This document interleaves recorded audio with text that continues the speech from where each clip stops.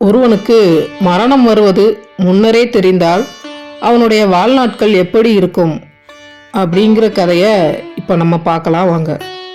இந்த சேனலை இன்னும் சப்ஸ்கிரைப் பண்ணலைன்னா சப்ஸ்கிரைப் பண்ணிக்கோங்க. பக்கத்து ஊரில் மிக பெரும் செல்வந்தனாக இருக்கும் தன் சிறுவயது நண்பனை சந்தித்து பண உதவி பெறுவதற்காக வாலிபன் ஒருவன் பயணத்திற்கு தயாரானான். ஆனால் பல வருடங்கள் கழித்து பணத்திற்காக தன் நண்பனை சந்திப்பது நன்றாக இருக்காது என்று அவன் மனம் கூறினாலும் அவனுடைய பொருளாதார நிலை அதை ஏற்றுக்கொள்ளவில்லை. பயணத்தை தொடர்ந்து பாதி தூரம் சென்று கொண்டிருக்கும் பொழுது வாலிபனின் தந்தை வயதுடைய ஒருவர், "மகனே, நீ மட்டும் தனியாக எங்கு செல்கிறாய்?" என்று கேட்டார். "அப்பனே, என் நண்பன் 3 ஊர்களுக்கு அப்பால் மிக பெரும் செல்வந்தனாக இருக்கிறான். அவனை சந்தித்து பொருள் உதவி கேட்பதற்காக சென்று கொண்டிருக்கின்றேன்" என்று வாலிபன் கூறினான். "மிக்க மகிழ்ச்சி. எனக்கும் அந்தந்த ஊர்களில் வேலை இருக்கிறது. நாம் இருவரும் பேசிக்கொண்டே ஒருவருக்கு ஒருவர் வழித்துணையாக செல்வோம்" என்று இருவரும் பயணத்தை தொடர்ந்தார்கள். முதல் ஊரை அடைந்ததும் சூரியன் மறைந்து இருள் சூழ்ந்தது. இனி நாம் பயணத்தை தொடர்வது சிரமமாக இருக்கும். இந்த ஊரில் இருக்கும் சத்திரத்தில் தங்கிவிட்டு காலையில் மீண்டும் பயணத்தை தொடரலாம் என்று அந்த பெரியவர் கூற வாலிபனுக்கும் அதுதான் சரி என்று தோன்றியது. "மகனே, நீ சிறிது நேரம் தூங்கு. இந்த ஊரில் எனக்கு ஒரு சின்ன வேலை இருக்கிறது, அதை முடித்துவிட்டு வந்து விடுகிறேன்" என்று அந்த முதியவர் ஊருக்குள் சென்று விட்டார். சிறிது நேரம் கழித்து வந்த பெரியவரிடம், "ஐயா, உங்கள் வேலை முடிந்து விட்டதா?" என்று வாலிபன் கேட்டான். "நான் செய்ய வேண்டிய வேலை திருப்திகரமாக முடிந்துவிட்டது" என்று அந்த பெரியவர் கூறி முடிப்பதற்குள் அந்த ஊரில் இருந்த மக்கள் அனைவரும் மரண ஓலங்களை எழுப்பியவாறு தீயில் எரிந்து கொண்டிருக்கும் ஒரு வீட்டை பார்த்து ஓடிக்கொண்டிருந்தார்கள். ஓடிக்கொண்டிருக்கும் ஒருவரை நிறுத்தி என்ன விஷயம் என்று வாலிபன் கேட்க, அவர் இந்த ஊரின் மிக பெரும் செல்வந்தர்.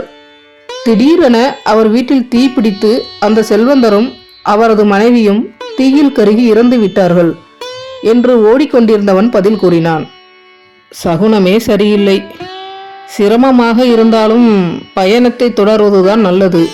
இந்த ஊரில் தங்குவது எனக்கு சரியாக தோன்றவில்லை" என்று வாலிபன் நடக்க, "பொறுமகனே, நானும் உன்னுடன் வருகிறேன்.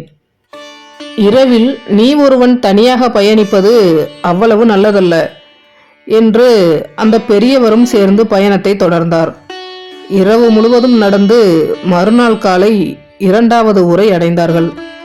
அங்கிருந்த சத்திரத்தில் அமர்ந்த வாலிபன், "ஐயா, காலை உணவை உண்டுவிட்டு சிறிது நேரம் இந்த சத்திரத்தில் ஓய்வெடுத்துவிட்டு பிறகு செல்லலாம்" என்று கூறினான். "அப்படியே ஆகட்டும் மகனே. நீ உணவை உண்டுவிட்டு சிறிது நேரம் உறங்கு. நான் இந்த ஊரில் உள்ள விவசாயி ஒருவரை பார்க்க வேண்டிய வேலை இருக்கிறது. அவரை பார்த்துவிட்டு வருகிறேன்" என்று அந்த பெரியவர் ஊருக்குள் சென்றார். சிறிது நேரம் கழித்து சத்திரத்துக்கு வந்த பெரியவர் அமைதியாக உட்கார்ந்து இருந்தார். அப்போது அந்த ஊரில் இருந்தவர்கள், "பாம்பு ஒன்று விவசாயி ஒருவரை கடித்து விட்டது" என்று கட்டிலில் படுக்க வைத்து அவரை சிகிச்சைக்காக தூக்கி கொண்டு போவதை பார்த்ததும் வாலிபனுக்கு அந்த பெரியவர் மீது சிறிய சந்தேகம் உண்டானது. யார் இவர்? இவர் வேலை என்று ஊருக்குள் சென்று விட்டு திரும்பும் ஒவ்வொரு முறையும் ஏதேனும் ஒரு அசம்பாவிதம் நடக்கிறது என்று மனதிற்குள் நினைத்து கொண்டே அவருடன் பயணத்தை தொடர்ந்தான். நண்பனின் ஊருக்கு இனி 1 மைல் தூரம் இருக்கையில் எதிர்பாராத விதமாக வழியில் இருந்த முள் வாலிபனை குத்த வாலிபன் வலியால் துடித்தான். அருகில் இருந்த மரத்தடியில் அவனை அமர வைத்த பெரியவர் முள்ளை எடுத்துவிட்டு காயத்தில் பச்சிலை சாறை பிழிந்த பிறகு, "மகனே, சிறிது நேரம் இந்த மரத்தடியில் ஓய்வெடு. அதோ அங்கு தெரிகிறதே ஒரு குடிசை. அங்கு ஒரு மூதாட்டி இருக்கிறாள். அந்த மூதாட்டியை நான் சந்திக்க வேண்டும். அந்த மூதாட்டியை பார்த்துவிட்டு வருகிறேன்" என்று புறப்பட்டார். மரத்தடியில் அமர்ந்திருந்த வாலிபனுக்கு இந்த முறையும் ஏதேனும் அசம்பாவிதம் நடந்தால் நிச்சயம் அதற்கு இவர்தான் காரணமாக இருப்பார் என்று நினைத்து கொண்டிருக்கையில் அந்த வழியாக வந்த ஒருவர், வாலிபனே, யார் நீ? எதற்காக இங்கு அமர்ந்திருக்கிறாய் என்று கேட்க, அந்த வாலிபன் தன் நண்பனை பற்றியும் எதற்காக செல்கிறேன் என்பதை பற்றியும் கூறினான். ஓ, அப்படியா? நானும் உன் நண்பனின் ஊர்தான். அவர் இப்போது ஊரில்தான் இருக்கிறார், சென்று பாருங்கள் என்று கூறிவிட்டு சென்றார். மகனே, மூதாட்டியை பார்த்து விட்டேன். இப்போது நாம் நம் பயணத்தை தொடரலாமா என்று கூறி முடிப்பதற்குள் மூதாட்டியின் குடிசையிலிருந்து மரண ஓலம் கேட்டது. என்னவென்று விசாரிக்கும் பொழுது மூதாட்டி கிணற்றில் விழுந்து இறந்து விட்டாள் என்ற தகவலை கேட்டதும் வாலிபன் அந்த பெரியவரை பார்த்து, ஐயா, யார் நீங்கள்? நீங்கள் என்னை விட்டு சென்று வரும் ஒவ்வொரு தடவையும் ஏதேனும் ஒரு அசம்பாவிதம் ஏற்படுகிறது. ஏற்படுகின்ற சம்பவங்களுக்கும் உங்களுக்கும் என்ன தொடர்பு என்று கேட்டான். மகனே, முன்னரே இதை நீ கேட்டிருக்க வேண்டும். பரவாயில்லை, இப்பொழுதாவது கேட்டாயே. நான் ஒரு யமதூதன்.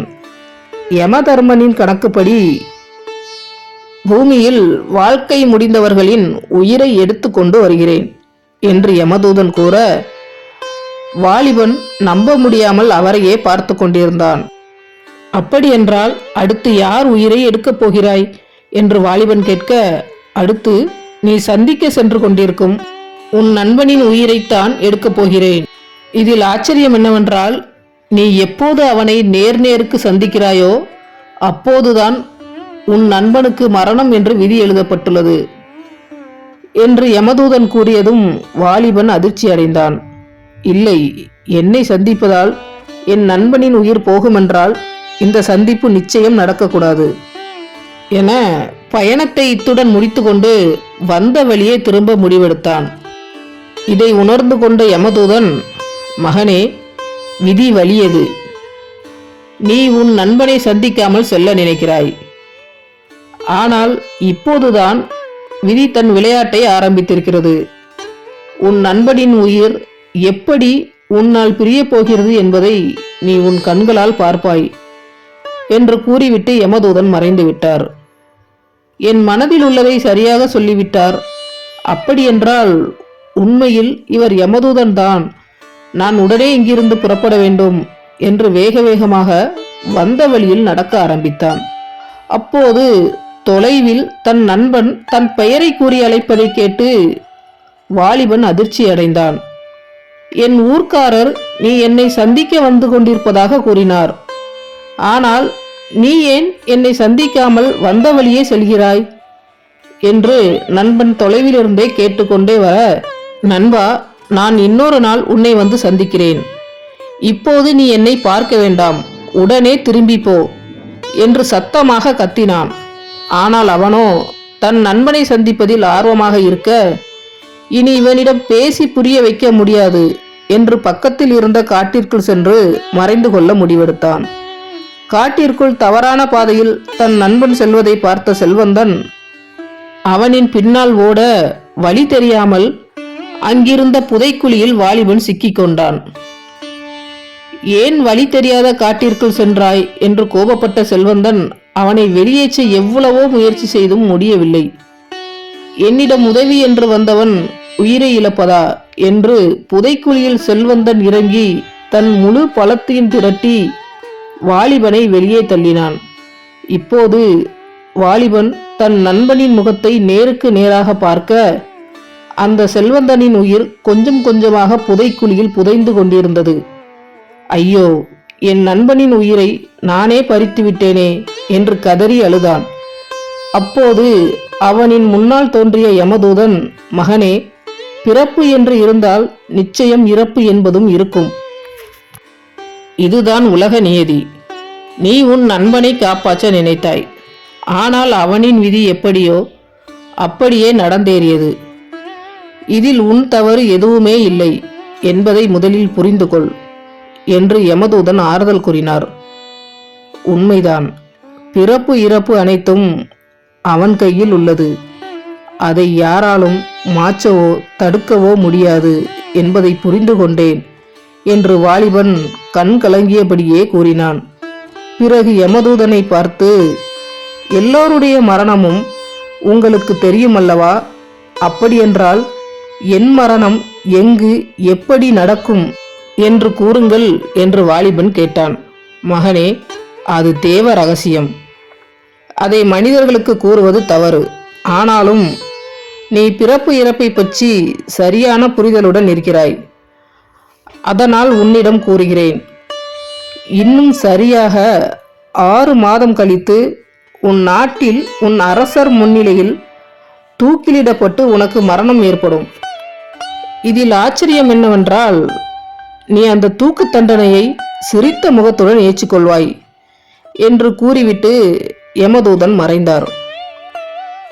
பிறந்த அனைவருக்கும் ஒரு நாள் மரணம் ஏற்படுவது என்பது நிதர்சனம்.